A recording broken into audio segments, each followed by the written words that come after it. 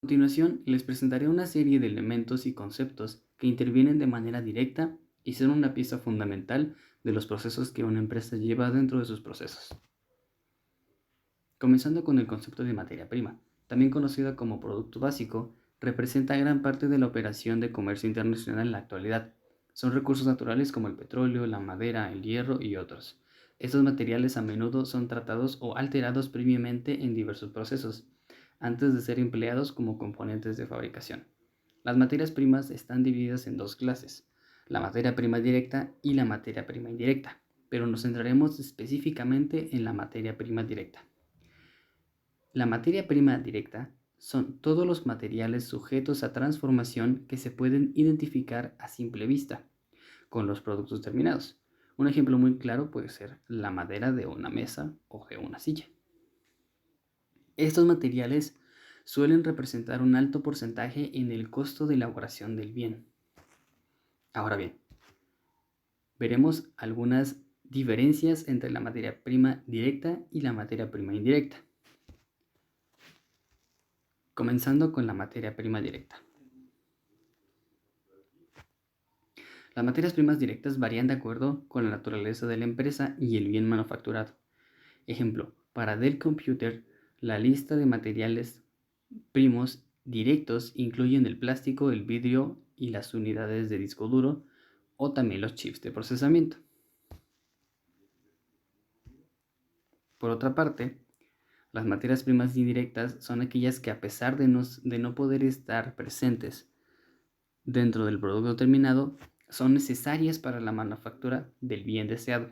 Ejemplo, los lubricantes, la energía eléctrica, el gas y otros elementos que son utilizados regularmente para garantizar el funcionamiento de maquinarias y equipos que son empleados en los procesos de producción. La importancia de la materia prima directa. Por ser los componentes de mayor costo para la manufactura de bienes y productos, las materias primas directas desempeñan un papel relevante en cualquier proceso de producción y en consecuencia son determinantes para definir la situación económica de las naciones. A continuación veremos un ejemplo. Harley Davidson.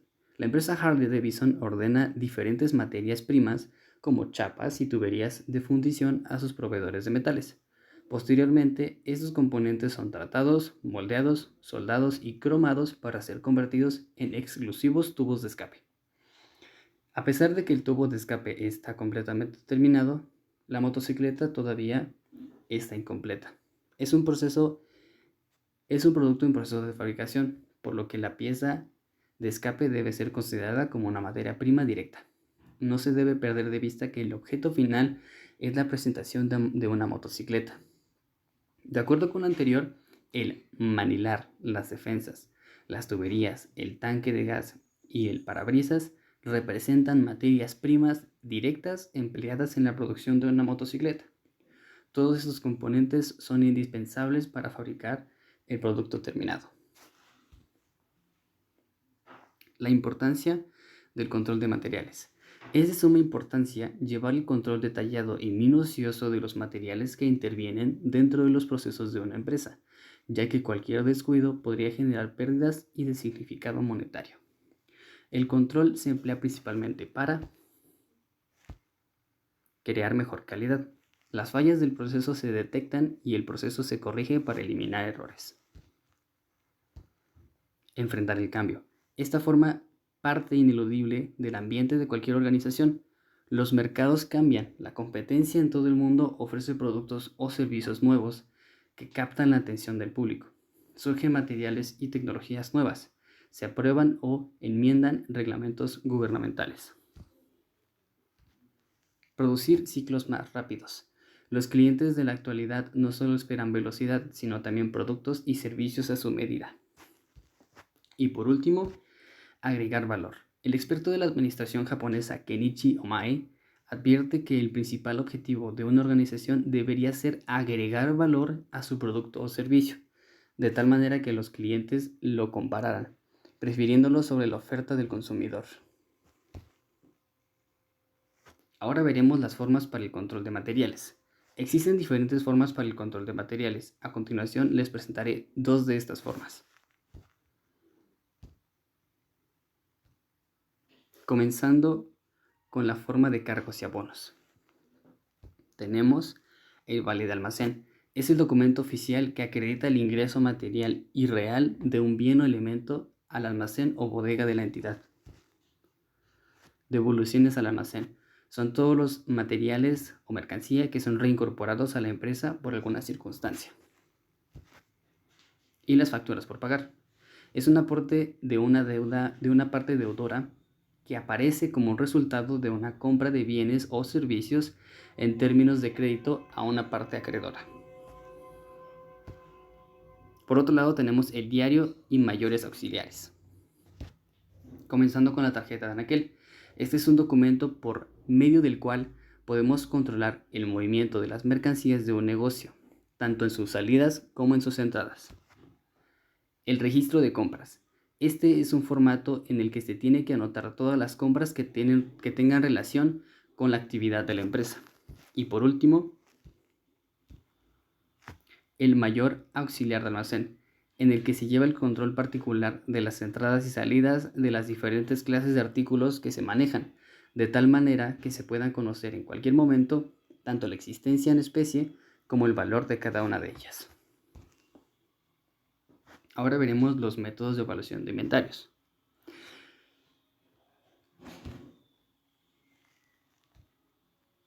La evaluación de inventarios es el proceso en que se selecciona y se aplica una base específica para evaluar los inventarios en términos monetarios.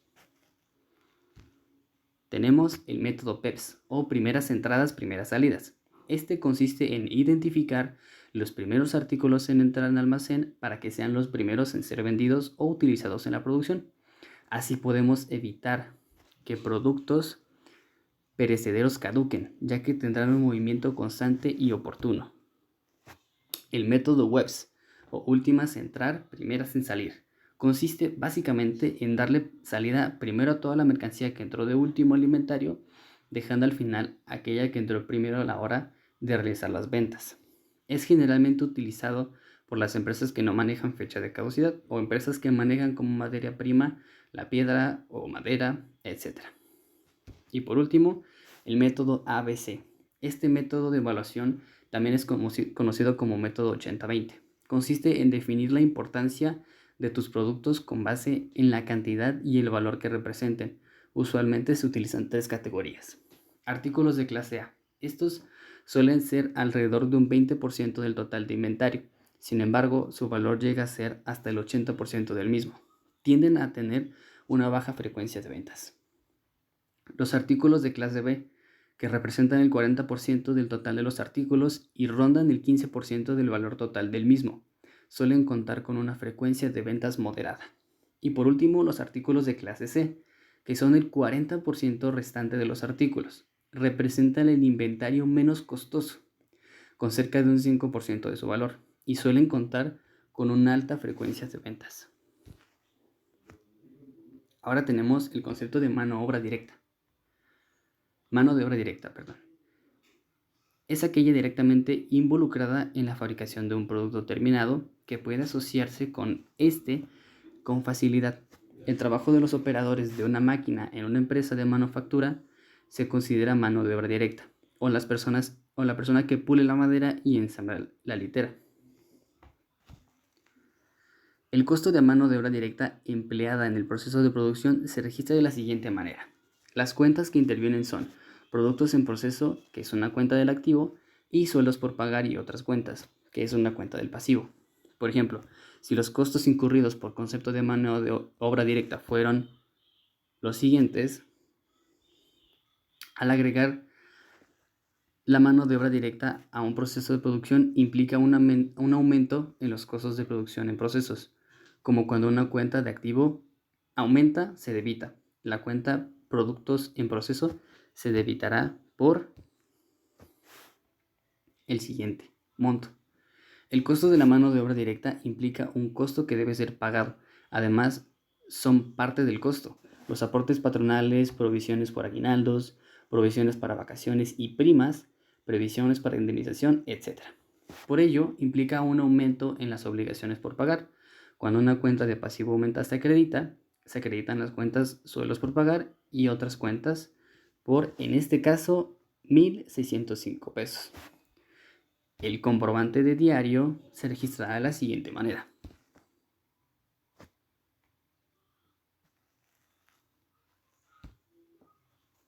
Ahora tenemos las formas para el control de mano de obra. Para la mano de obra existen diferentes formas para su control. A continuación les hablaré las que para mí son las más relevantes. Empezando con el control del tiempo. El control del tiempo generalmente se hace con un reloj marcador donde se registra la entrada y salida de cada trabajador por medio de tarjetas de tiempo.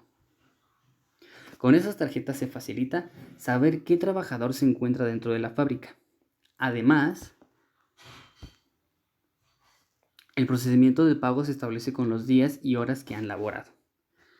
Esto sirve para el cálculo de las percepciones individuales de los trabajadores. Nota: cuando se les paga a los trabajadores sobre la base de unidad de tiempo, se trabaja con un sistema de costos por órdenes de producción. Es necesario identificar qué proporción de tiempo trabajado corresponde a cada una de las órdenes. Por otro lado, tenemos el control de labor. Cuando se les paga a los trabajadores sobre la producción que realizan, se debe tener el control con el trabajo que llevan a cabo para valorar el rendimiento de cada individuo y ver si es el adecuado. El sistema por procesos de producción y su análisis tiene los siguientes puntos. Se debe mencionar en las tarjetas de tiempo el empleo que desempeña cada trabajador y el departamento en el que está ocupado. Y el departamento de contabilidad identifica a cuáles fases o etapas de la producción debe encargarse el costo de la mano de obra de cada operario, donde los trabajadores elaboran reportes de trabajo ejecutando mismos que son autorizados por el departamento de producción.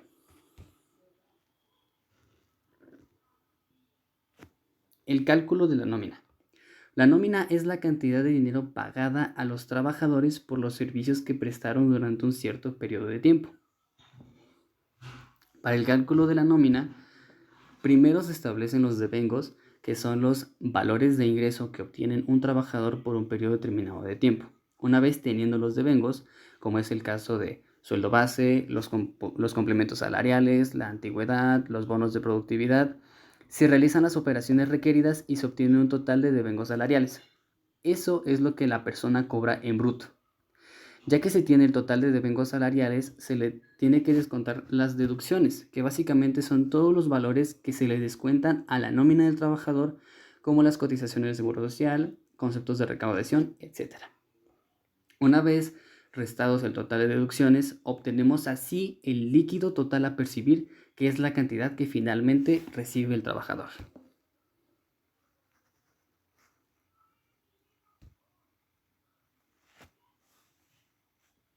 Ahora veremos el registro contable de la nómina. Un asiento contable de nómina es el conjunto de anotaciones que se ingresan en el libro de diario de contabilidad. Este proceso trata de insertar información relevante en el libro de contabilidad general de la empresa y de esta manera ayuda al Departamento de Recursos Humanos a generar datos sobre la nómina del empleado. En el caso de la nómina se debe registrar sueldos y salarios brutos, comisiones y bonificaciones, retención de impuestos del empleador y del empleado, y por último la retención de sueldos, primas de seguro y planes de ahorro. En la imagen que se presenta es la forma en cómo se registra la nómina en un libro de diario en la contabilidad. Ahora veremos los costos indirectos de fabricación. Son aquellos costos que debe cubrir una fábrica para la manufactura de un producto, aparte de los materiales y la mano de obra directa. Estos costos hacen referencia al grupo de costos utilizado para acumular los costos indirectos de fabricación. Son distintos a los gastos de venta, administración y financiero, y además son costos que no se pueden asociar o costear con facilidad a un producto producido. La clasificación de dichos costos se hace de la manera siguiente. Costos indirectos de fabricación variables. Son variables cuando su total cambia en proporción directa al nivel de producción. Es decir, cuanto más grande sea el conjunto de unidades producidas, mayor será el total de costos indirectos de fabricación variables. Ejemplo, materiales indirectos o mano de obra indirecta. Costos indirectos de fabricación mixtos. Este tipo de costos no son totalmente fijos ni totalmente variables, pero en su naturaleza poseen características de ambos al costear, que deben de separarse en sus componentes fijos y variables para propósitos de planeación y control. Ejemplo, los servicios telefónicos de la fábrica, los salarios de los supervisores y de los inspectores de la fábrica, etc.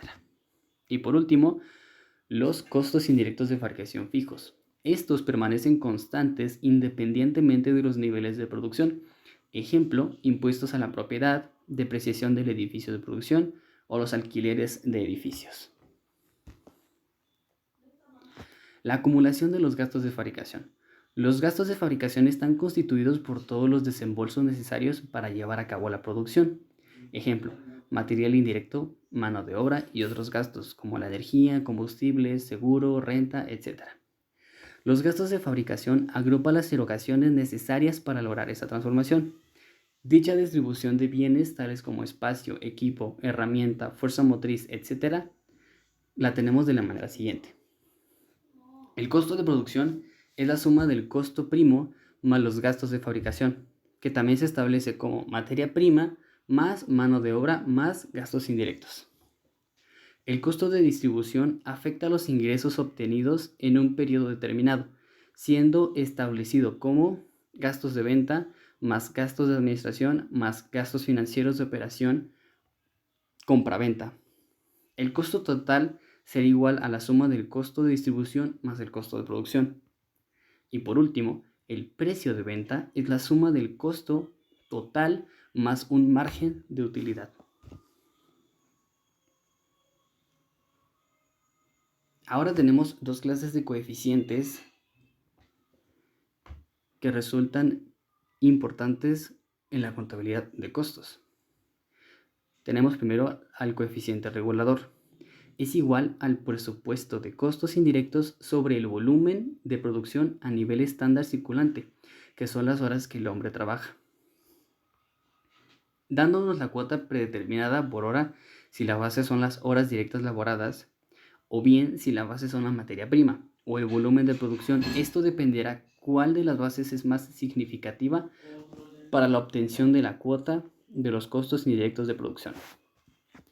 Y el coeficiente rectificador es el margen o porcentaje de error que tuvimos entre los que realmente gastamos y lo que estimamos gastar.